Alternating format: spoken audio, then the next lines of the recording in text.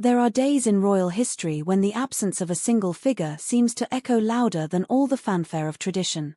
The 200th anniversary of the royal Ascot procession promised, as always, spectacle, splendor, and a parade of familiar faces beneath the June sun. But beneath the polished calm of that day, an unmistakable ripple broke the surface. The Princess of Wales would not attend. It was a moment that, in the span of minutes, transformed the event's atmosphere. The news spread with the quiet urgency of a secret. Guests glanced at their phones, cameras realigned, reporters exchanged hushed queries. Why isn't Catherine here? Hung in the air, a question as pressing as the heat shimmering above the turf. No official explanation emerged at first, no word from the palace, no clarifying tweet, just a silence thick with speculation. Had her recovery faltered? Was something more serious at play? Royal watchers and ordinary admirers alike felt the tremor. After months of concern for the princess's health, any deviation from expectation was enough to set hearts racing. And then, just as uncertainty began to cloud the day, an answer arrived, not through a statement, but through the understated choreography of family. Onto the Ascot grounds came two figures who have stood quietly beside Catherine long before tiaras or titles: her mother, Carole Middleton, and her sister-in-law, Kate Middleton. Their arrival, side by side, was as unmissable as it was unannounced. Photographers quickly caught them weaving through the throng, heads high, hands gentle on one another's arms, moving with a serene unity that spoke volumes in the absence of words. For many, it was a scene that rewrote the narrative of the day. Carole Middleton, dignified and softly smiling, wore cream lace, a deliberate echo of her daughter's signature grace. At her side, Kate, the French-born wife of James Middleton, wore a striking silver Juliet millinery hat, plumed with feathers and tied in a bold bow. Observant eyes might have caught that the headpiece was a family treasure, borrowed from Carole's own wardrobe and previously seen at Prince Louis's christening, a subtle wink to family continuity, even in times of trial. It was not mere fashion, nor was it mere presence. In that moment, Carole's gentle composure said what no press release could: "My child is resting, but she is not alone. We stand for her." It was the kind of maternal statement that needs no microphone, the language of a mother who has navigated years of media storms and royal drama, always anchoring her daughter with an invisible line of love. Carole's history with Catherine runs deeper than any social column or royal archive. Long before courtship, wedding bells, or world headlines, she was the woman who read bedtime stories, who cheered her daughter's earliest pony rides, who soothed scrapes and heartbreaks behind the privacy of a suburban kitchen door. Even as Catherine became the face of a modern monarchy, Carole remained her confidant, her quiet counsel, the keeper of normality amid palatial turbulence. Now, as Catherine battles one of the most vulnerable chapters of her life, fighting to recover her health beneath the unrelenting gaze of the public, Carole's role is as crucial as ever. Through every crisis, every headline, every public appearance or painful absence, she has been the silent force holding the family together. On this particular day, her presence at Ascot was more than symbolic. She was there not as a society matron but as a mother, carrying the invisible weight of her daughter's absence with the calm grace of someone who has lived through both storms and triumphs. Kate's presence was equally deliberate. Since marrying into the Middleton family in 2021, she has forged a close bond with her sister-in-law, one built not on duty, but on genuine affection.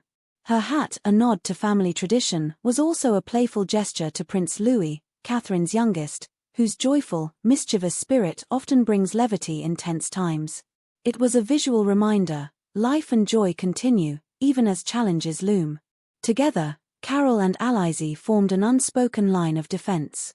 Their appearance on the racecourse was not about fashion headlines or the optics of a high society event.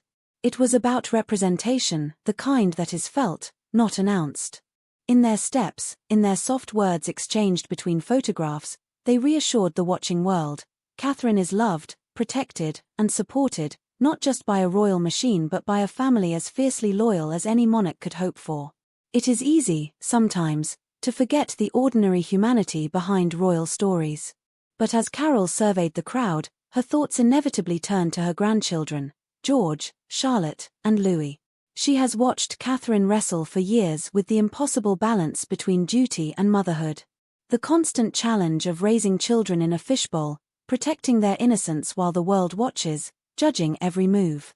Carole's silent mantra, "She's doing everything right," is not pride but understanding, the hard-earned wisdom of a mother who has seen the cost of both devotion and sacrifice. The 200th anniversary of the royal Ascot procession was supposed to be another pageant in the endless scroll of royal tradition. But on this day, tradition wore a new face. There were no grand speeches or carefully managed photo ops, just love, in motion, shaping the day's meaning. Catherine's absence could have dominated the headlines, reducing the moment to a medical bulletin. Instead, Carole Middleton reframed it entirely, ensuring the world saw not weakness, but resilience, not isolation, but a network of love, loyalty, and quiet courage. Meanwhile, the procession continued. In the lead carriage rode Prince William, regal beside King Charles III and Queen Camilla.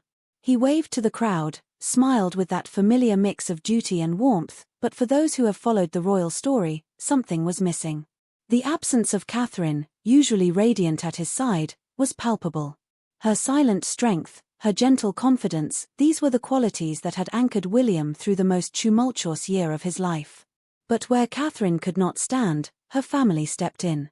Carole, walking the lawns in delicate lace, carried her daughter's dignity with every measured step. Pippa Middleton, Catherine's younger sister, appeared alongside her in soft aqua green, her first-ever fascinator perched with understated pride. They were joined by Thomas and Lucy Van Straubenzee, close friends of William and Catherine, their familiar faces adding another layer of reassurance. Catherine is not here, but she is not alone. It was a parade, yes, but of solidarity more than tradition, a subtle but powerful procession that told a different story about what it means to be royal, and what it means to be family. This was a different kind of courage, not the dazzling heroics of history books, but the everyday bravery of mothers, sisters, wives, and friends standing together against the uncertainties of illness and public scrutiny. Behind the main tableau, the royal narrative moved forward. The Duke and Duchess of Gloucester appeared, riding with quiet dignity. The Duchess, admired for her bespoke Barnaby horn hat, a nod to the monarchy's support for British craftsmanship, symbolized not just tradition but renewal. She, too, was part of a wider tableau, an institution adjusting, adapting, evolving even as it clings to ritual. Yet for all the grandeur, it was the Middleton women who stole the day. For every camera trained on the gold-trimmed carriages, there was another lens catching the gentle smiles, the sidelong glances, the quiet hand on an arm. It was these unscripted moments, a mother's protective glance, a sister's poised support, that revealed the monarchy's real strength, the bonds of family that weather every storm. As the afternoon wore on, the sun beating down and the crowd growing louder, Carole Middleton never faltered. She did not give interviews, did not offer statements. She did not need to. Every step, every gesture, every look toward her absent daughter said enough. There would be no grand gesture, no dramatic flourish, just the constancy of a mother's love, steady as the ticking of the palace clock. When the day drew to a close, and the horses were led away, and the carriages rolled out, those who had watched with anxious hearts felt a shift. The headlines, expected to be filled with concern for the Princess of Wales, instead celebrated something quietly radical: the power of family, the resilience of women, and the reassurance that even the future queen is, first and foremost, someone's daughter, sister, and friend. For Catherine, resting away from the spotlight, this subtle pageant of love must have offered a balm. The world saw only her absence, her family made sure they also saw her presence, reflected in every act of devotion on that green Ascot lawn. And for the thousands watching from afar, it was a reminder: no title, no crown, no adversity can eclipse the enduring strength of a mother's heart. In the end, the story of that Ascot day was not about what was missing, but about what endured.